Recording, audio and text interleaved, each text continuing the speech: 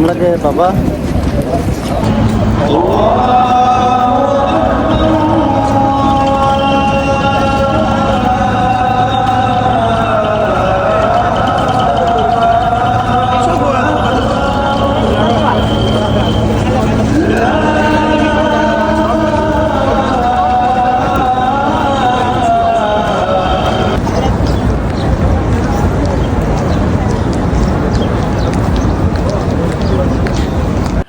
আসসালামু আলাইকুম, আপনারা দেখছেন সানজিদা আহাজ ব্লগস। আশা করি সবাই ভালো আছেন। আজকে আমাদের মক্কার প্রথম দিন বলতে কালকে রাতে আমরা এসে আমরা রাতের মধ্যে আমাদের ওমরাটা কমপ্লিট করতে পেরেছি আলহামদুলিল্লাহ। তো সকালের দিকেই আমাদের ওমরাটা শেষ হয়, ফজরের নামাজ পড়ে তারপরে আমরা আমাদের হোটেলে এসেছি। তো হোটেলে আসার পর 2-3 ঘন্টার মতো আমরা ঘুমিয়েছি। তারপর আবার দুপুরের জোহরের নামাজের জন্য আমরা চলে আসলাম হেরাম শরীফে। যেহেতু আমরা কালকে রাতে আমরা তাওয়াফ করেছি প্লাস আমাদের সাফা মারোয়া, এই জন্য আমাদের পায়ে প্রচণ্ড ব্যথা হচ্ছিল। লং জার্নির পরপরই যেহেতু আমরা আমাদের উমরাটা করে ফেলেছিলাম, তো পায়ে প্রচণ্ড ব্যথা হচ্ছিল। আমারও যেমন ব্যথা হচ্ছিল, আয়দার আব্বারও সেম অবস্থা। আমরা পাটা আমরা কদম ফেলতে পারছিলাম না, এতটাই আমাদের পায়ে ব্যথা করছিল। তারপরও আমরা প্যারাসিটামল খেয়েছি দুজনেই। তারপর আমরা জোহরের নামাজের জন্য চলে এসেছি। এই তো ওখানে জোহরের নামাজটা আমরা আদায় করলাম জামাতে। তারপরে আমরা একটু খাওয়া দাওয়া করার জন্য বেরিয়ে পড়লাম। তো খুবই মজা করে খাচ্ছিলাম। আসলে কখনো ইংল্যান্ডে হালাল ম্যাকডোনাল্ডস তো নাই, সেজন্য খাওয়া হয়নি। তো এখানে আমরা চিজ বার্গার সব কিছুই খেতে পারছিলাম যেহেতু এখানে হালাল। তো খুবই ভালোই আমরা বেশ এনজয় করছিলাম। তো নামাজের মধ্যেখানে প্রায় ঘন্টা, 1.5 ঘন্টা, 2 ঘন্টা অমন টাইম থাকে আর কি। তো সেই টাইমটার ভিতরে আমরা খাওয়া দাওয়া করছিলাম, পাশাপাশি আমরা শপিংগুলোও ব্রাউজ করছিলাম। তো মোটামুটি শপিং বলতে সুভিনিয়ার শপ, যেমন ধরেন তসবি, তারপরে আতর, তারপরে জায়নামাজ, এগুলো আসলে সবাইকে গিফট করতে বেশ ভালোই লাগে।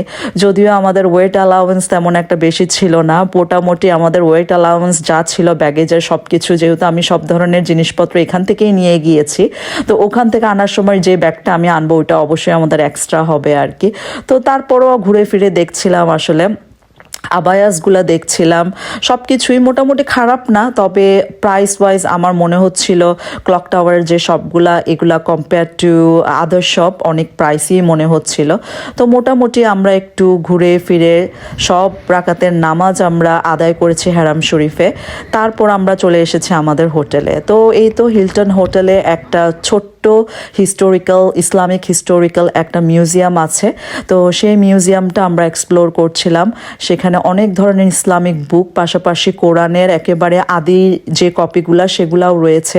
তো মোটামুটি হিলটন হোটেলটা নিয়ে আমি বেশ স্যাটিসফাই। এদের সার্ভিস অনেকই ভালো। সবচেয়ে ভালো যেই দিকটা ছিল সেটা হচ্ছে হারাম শরীফ থেকে একদম কাছে, 2-3 মিনিট হেঁটে গেলেই আমরা হারাম শরীফে চলে যেতে পারি আর কি। তো সেই অনুসারে হয় কি, আমাদের কোনো ওয়াশরুম, হেরাম শরীফে থাকা অবস্থায় যদি আমাদের ওয়াশরুম ইউজ করার প্রয়োজন পড়ে, তাহলে আমাদের লোকাল ওয়াশরুমগুলো ইউজ করা লাগছে না। আমরা আমাদের হোটেলে এসে যাবতীয় যত ধরনের কাজ আছে সব শেষ করে যেতে পারি। বাচ্চাদেরও কোনো ন্যাপের প্রয়োজন হলে সেখানে চলে আসতে পারি। তো সেই জিনিসটা, ফ্যাসিলিটিসটা আমার বেশ ভালো লাগছিল। তো এটা হচ্ছে তার পরের দিনের সকালের একটা ক্লিপ নিয়েছিলাম। আর এটা হচ্ছে জোহরের টাইমে আবার আমরা চলে এসেছি হেরাম শরীফে। তো হেরাম শরীফের যে নিয়মটা আমরা খেয়াল করলাম সেটা হচ্ছে বেশ আগে থেকে এসেই কিন্তু জায়গা ধরে রাখা লাগে, না হলে কিন্তু হেরাম শরীফে নামাজ পড়ার জায়গা পাওয়া যায় না, রোডের দিকে জায়গাটা চলে যায়। হেরাম শরীফ হচ্ছে এমন বড় একটা জায়গা যেখানে 25 লক্ষ মানুষ একসাথে জামাত আদায় করতে পারে।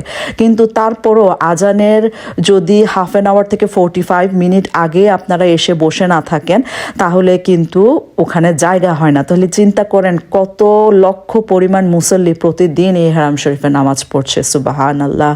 তো যাই হোক, আমরা আমাদের খাবার দাবারও খেয়ে নিলাম, প্লাস আমরা আবারও ছোটোখাটো শপিংয়ে ব্যস্ত। তো নামাজের মধ্যখানটায় আসলে গরম, যেহেতু আউটডোর অনেক গরম থাকে, তো নামাজটা পড়ে আমরা ক্লক টাওয়ারের ভেতরে ঢুকে যাই। সেখানে এসি, সব কিছুই ঠান্ডা, তো ভালোই লাগে। মোটামুটি আমরা শপসগুলা ঘুরে ফিরে দেখি, মজার মজার খাবারগুলো আমরা এনজয় করি। তো মোটামুটি ভালোই, আয়দা মনিরও প্রতি বেলায় একটা একটা নতুন নতুন টয় পাচ্ছে, যেটা চাচ্ছে সেটাই পাচ্ছে। তো ওরও বেশ ভালোই একটা সময় কাটছে আর কি। বাসায়ও একেবারেই থাকতে চায় না, বাসায় থাকলে কিন্তু ও বেশ বিরক্ত করে। তো ঘুরে ফিরে খেলছে, খাচ্ছি দাচ্ছি, সবারই খুবই ভালো লাগছে। ওয়াক্তের নামাজ ওয়াক্তে আমরা জামাতে আদায় করছি, তাও আবার হেরাম শরীফে। আমাদের কাছে এটা অনেক বড় একটা ব্যাপার। তো কি যে ভালো লাগছে আসলে বলে বোঝাতে পারবো না। তো যাই হোক, আমরা ছোটোখাটো আতর, তসবি, জায়নামাজ এগুলা কিনে নিচ্ছিলাম, সাথে সাথে আমরা এক্সপ্লোর করছিলাম।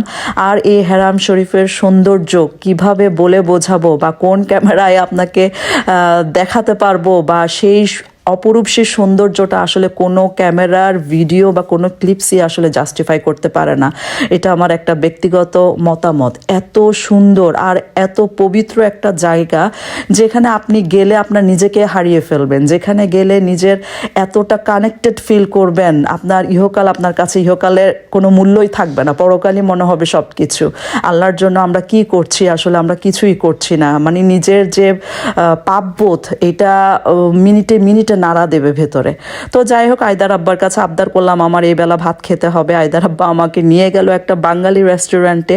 আর সেই বাঙালি রেস্টুরেন্টে গিয়ে তো আমি একেবারে দিশেহারা। এত মজার খাবার, সেই অথেন্টিক ছোটকালে যে হোটেলগুলোতে গিয়ে আমরা খেতে পারতাম, সেই অথেন্টিক কালো ভুনা, তারপরে দুব্বার মাংসকে এমনভাবে রান্না করেছে একদম মেজবানি মাংসর মতো, মানে ফ্লেভার আসছে আর কি। কী যে ভালো লাগছিল সেই খাবার, কিন্তু আজকাল বাংলাদেশেও মেলে না। বাংলাদেশে এখন সব কিছুই মডার্নাইজ করে ফেলেছে, যে কারণে সেই টেস্টগুলো আমি আর খুঁজে পাই না, যত ভালো রেস্টুরেন্ট বা যত খারাপ রেস্টুরেন্টেই যাই। তো যাই হোক, এই মজা করে একদম 2 দিন পরে আমি ভাত খাচ্ছিলাম, অনেক ভালো লাগছিল, অনেক মজা লাগছিল। আর আমি সর্ষে ইলিশ খাচ্ছিলাম, সেটাও এত এত মজা আর এত এত ফ্লেভারফুল ছিল, বলার মতো না। তো যাই হোক, ছোটোখাটো এই ব্লগগুলি আপনাদের সাথে শেয়ার করছি, আশা করি আপনাদের ভালো লেগেছে। আসসালামু আলাইকুম।